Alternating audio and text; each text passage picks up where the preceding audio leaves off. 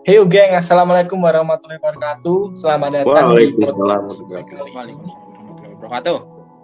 pada malam kali ini. Kita bakal ngebahas sesuatu yang seru nih. Ada yang tahu nggak kita bakal ngebahas apa? Nah, tapi sebelum gue jelasin kita bakal ngebahas apa, gue bakal kenalin dulu nih. Siapa aja sih yang bakal nemenin gue ngobrol di podcast kita kali ini? Yang pertama gue sendiri, Ilham sebagai moderator. Kemudian yang kedua ada Singgih. Halo Singgih. Halo Ilham. Nah, kemudian ada Mira. Halo Mira. Halo. Yang ketiga ada Wahyu. Hai Wahyu. Halo. Selanjutnya ada Alung. Halo Alung. Halo semua. Dan yang terakhir ada Sally. Hai Sally.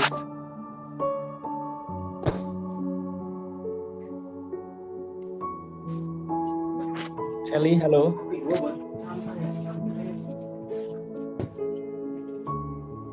Ya, oke.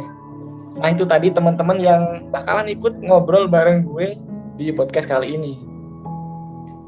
Gue bakal ngejelasin yaitu penanganan COVID-19 dalam perspektif geopolitik di Indonesia. Nah, tapi sebelum masuk ke pembahasan, mungkin dari kalian ada yang belum tahu apa sih COVID itu dan awalnya itu dari mana sih? Oke, gue bakal jelasin secara singkat aja. COVID-19 itu awalnya berasal dari Wuhan, Cina, sejak akhir Desember 2019.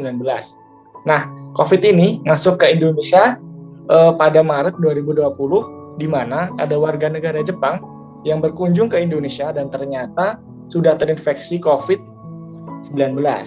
Oke, kita masuk ke pembahasan. Pertama, gue pengen nanya ke Singgih. Sebenarnya COVID-19 itu apa, Singgih? Jadi begini Mas Ilham, menurut data yang saya peroleh dari situs Aldo Dokter, nah virus COVID ini atau corona itu virus yang menyebabkan gangguan pada sistem pernapasan seperti infeksi paru-paru yang berat dan dapat menyebabkan kematian. Gejala masing-masing dari setiap orang itu berbeda ya. Gejala yang paling umumnya itu ada demam, batuk, kering, dan kelelahan. Jika kondisi gejala ringan, itu dapat dilakukan dengan secara isolasi mandiri. Namun jika gejala terasa berat, itu perlu dibutuhkan perawatan rumah sakit. Nah, kasus COVID sendiri di Indonesia juga dari data WHO CSD COVID-19 serta All World in Data, kasus positif di Indonesia itu ada 1,84 juta. Sedangkan yang sembuh ada 1,7 juta dan yang meninggal dunia itu ada 51.296 orang. Kenapa banyak? Karena virus ini menyebar dengan cepat dari manusia ke manusia lainnya, serta virus ini juga bertahan di benda-benda mati yang sudah disentuh oleh inspek orang yang sudah kena COVID. Nah, itu menurut pemahaman saya ya, Mas Ilham. Oh iya, terima kasih Mas Singgi, sudah sangat jelas sekali penjelasannya. Kemudian kita bakal lanjut nih ke pertanyaan berikutnya, ke Mira. Mir, apa sih hubungan COVID sama wawasan Nusantara itu sih? Oke, jadi kan wawasan Nusantara ini cara pandang terhadap bangsa untuk mewujudkan persatuan dan kesatuan bangsa dalam bermasyarakat, kehidupan bermasyarakat, berbangsa, bernegara, dan tujuannya itu untuk mencapai suatu tujuan nasional. Nah, kalau berdasarkan wawasan Nusantara sebagai geopolitik sendiri, upaya pemerintah dalam menangani kasus COVID itu udah ada beberapa ya. Misalnya kayak PSBB, ada penambahan fasilitas kesehatan, ada juga di luar itu juga ada himbauan dari pemerintah ke masyarakat untuk menjaga protokol kesehatan. Terus yang paling berpengaruh buat hubungan nasional kayak antar kota, antar provinsi itu tentu aja kan ada lockdown tuh. Mungkin ada yang mau ngasih komentar atau penjelasan lebih lagi?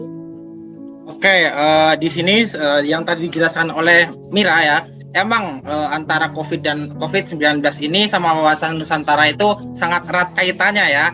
Nah, oleh karena itu kita perlu melihat COVID-19 dalam perspektif wawasan Nusantara ini.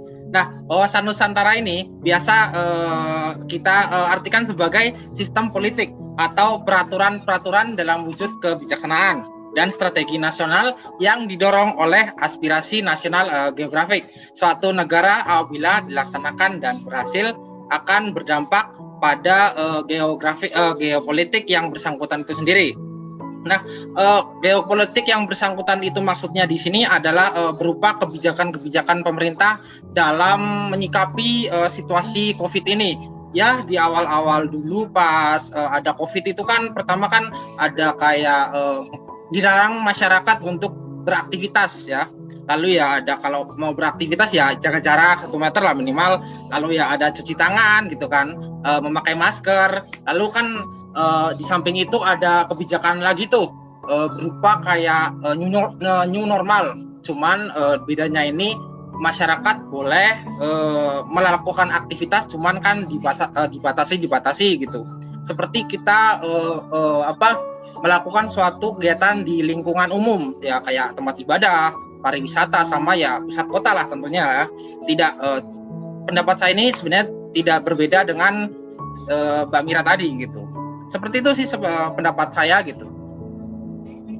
Oh iya, makasih Mas Wahyu sama Mira. Keren banget sih pendapatnya. Oke, selanjutnya kita beralih ke pertanyaan terakhir, yaitu ke Alung.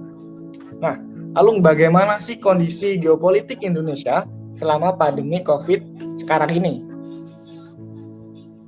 Saat ini tuh semua negara melakukan langkah penyelamatan masing-masing ya, dan cenderung terfokus secara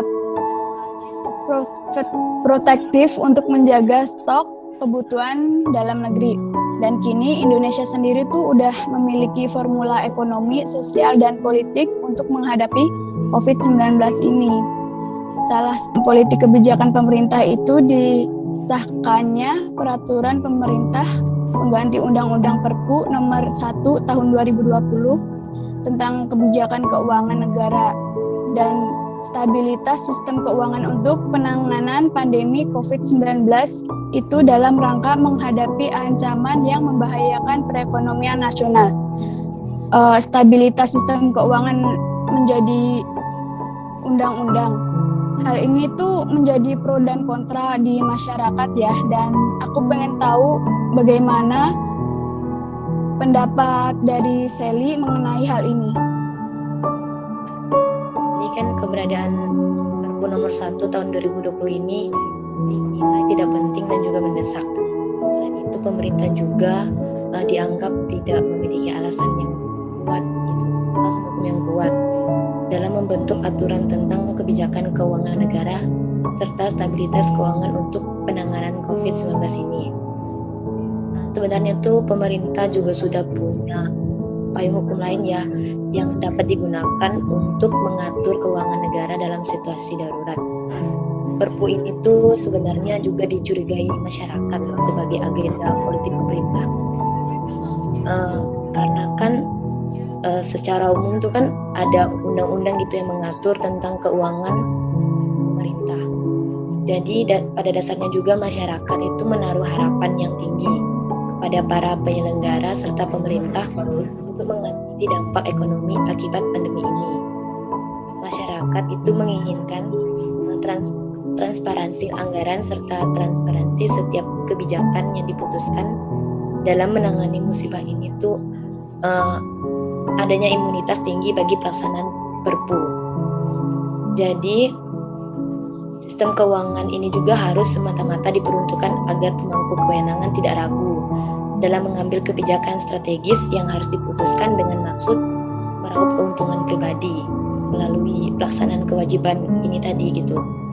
Dan juga sistem keuangan tersebut diharapkan bangsa dapat segera membangkitkan ekonomi kita dari keterpurukan. Gitu loh menurut saya. Ya, terima kasih Sally sama Arung udah kebantu menjawab pertanyaan yang tadi. Nah, dari tadi kan kita kan udah ngedenger nih pendapat dari teman-teman semua nih.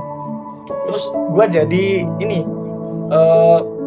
dapat kesimpulan yang mungkin bisa gue sampaikan ke kalian nih. Nah, kesimpulan gue gini nih, berdasarkan data dan penjelasan yang udah teman-teman tadi sampaikan, terdapat satu hal yang perlu menjadi highlight mengenai masalah penanganan pandemi COVID di Indonesia. Nah, sesungguhnya Indonesia ini memiliki keuntungan besar dalam hal geopolitik nih, tetapi masih belum bisa memaksimalkan potensi yang dimiliki. Nah, tapi kayaknya waktu kita udah hampir habis nih, gengs. Padahal gue masih pengen ngobrol-ngobrol bareng kalian semua. Tapi nggak apa-apa, semoga kita masih bisa ngobrol di lain waktu. Nah, gue Ilham mengucapkan banyak terima kasih kepada teman-teman yang udah mau ikut ngobrol buat ngebahas COVID ini. Semoga podcast kali ini bisa bermanfaat dan menambah wawasan kalian semua. Gue Ilham pamit undur diri. Wassalamualaikum warahmatullahi wabarakatuh. Oke, waalaikumsalam warahmatullahi wabarakatuh. Waalaikumsalam warahmatullahi wabarakatuh. See you next podcast, guys.